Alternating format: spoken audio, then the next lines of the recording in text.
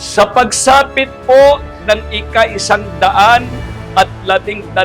taong anibersaryo ng pagkakatatag ng Iglesia ni Cristo, ay kitang-kita po ang pagtatagumpay ng kanyang bayan sa gitna ng mga kaguluhan, kalamidad at kahirapan, ay nananatiling nakatindig, patuloy na pinalalaganap at pinapagtatagumpay ang iba't ibang mga gawain sa loob ng iglesia.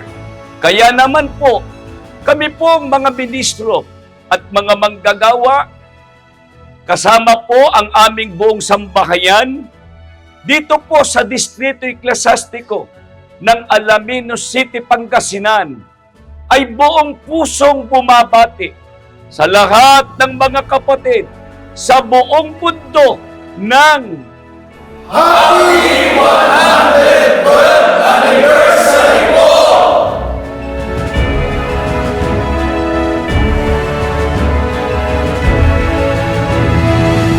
Kami po mga may tungkulin at kapatid dito po sa lokal ng Suwan.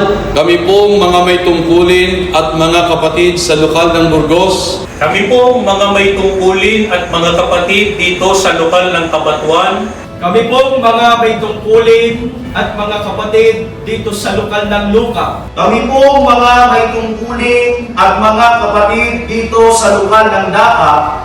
Mula po sa lahat ng mga may tungkulin at mga kapatid, dito po sa lokal ng Centro Toma. Kami pong mga kapatid at mga may tungkulin dito po sa lokal ng Ranong Ilocos. Mula po sa lokal ng Alaminos. Kami po na mga may tungkulin at mga kapatid dito sa lokal ng Topop. Kami pong mga may tungkulin at mga kapatid dito sa lokal ng Cabanatuan.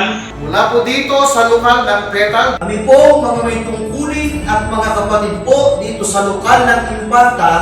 Kami po mga may tungkulin at mga kapatid sa lokal ng Bacalae. Kami po na mga may tungkulin at mga kapatid dito po sa lokal ng Tondo. Kami pong mga may tungkulin at mga kapatid dito sa lokal ng Torre-Torre.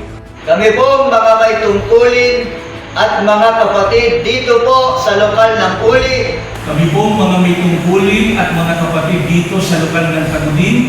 Distrito ng Alaminos City, Pangasinan, ay buong pusong bumabati sa lahat ng kapatid sa buong mundo ng